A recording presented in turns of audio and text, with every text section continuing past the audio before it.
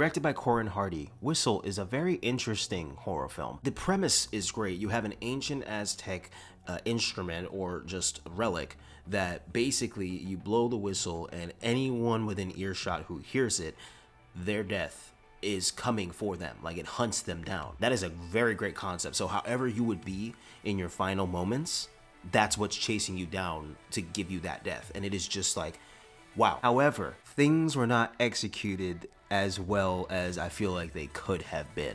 And we're gonna get into that. So the movie starts off with a kid named Mason Raymore, who's a basketball player, and he just starts seeing this weird stuff. He yells out, "Oh, it's not time yet," at a certain point, and we're like, So it basically all starts with him. We have Chris Willett, who's played by Dafne Keen. She gets Mason's old locker, and of course, that object is in the top of the locker because they, for some reason, didn't clean out the locker, which normally a school, especially if a kid died, they would clean out the locker. But yeah, whatever. So we're introduced to her cousin, Rel Taylor, who's played by Sky Yang, and he's a oddball, if you will, but you know, he means well. There's also Grace Browning, who's played by Alice Scovey.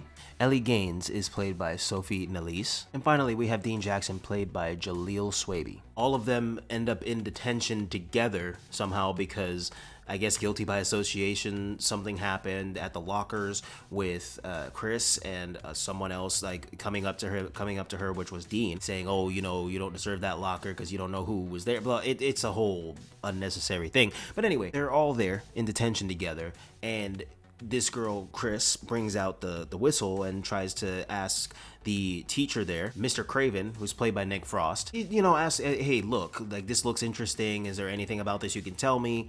And they all are all there, and then Ellie pulls up on her computer the meaning, which means summon death. But basically, it's not just summoning death, it's summoning your death, which they find out later on. Michelle Fairley plays Ivy Raymore, a very interesting character in this, someone who actually has lived through and survived the whole whistle somehow. When they get to her, she basically tells them that, no, it's not summoning death or talking to death. No, it's summoning your death, meaning your death is coming to hunt you. Of course, there's a silly decision. One night, they're all at a pool party, and Ellie blows the whistle, and that's basically what leads the charge, and everybody has things happening to them. They are getting chased by their death, and it takes you away from your time, like way before your time. And it's an interesting concept, but man, it just left a lot to be desired. You have a little bit more questions at the end. Some things that happened, while a lot of the deaths were kind of cool, after a certain point it just got kind of cheesy. There's just some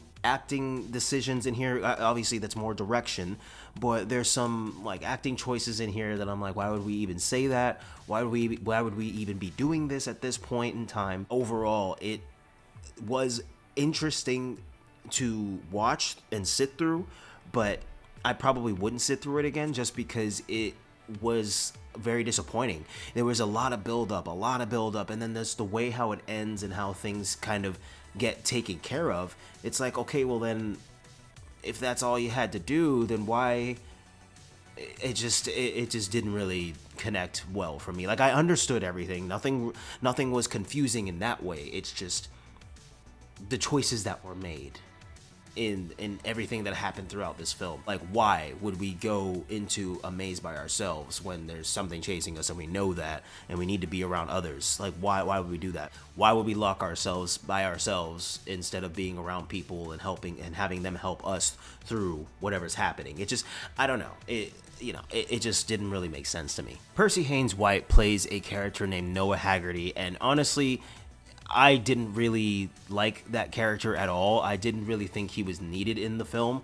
If you took him out of the film, it would change a little bit, especially the ending. I feel like to get there, we didn't need to do all the extra stuff that we did to get there. The way how they went about doing things involving everybody, it could have been done differently.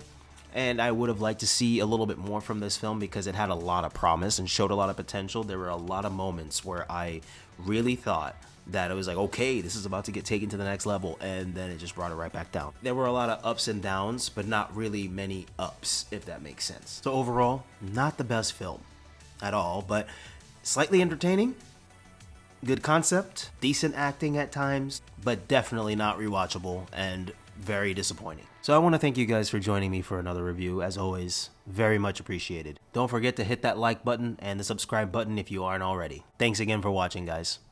Until the next one.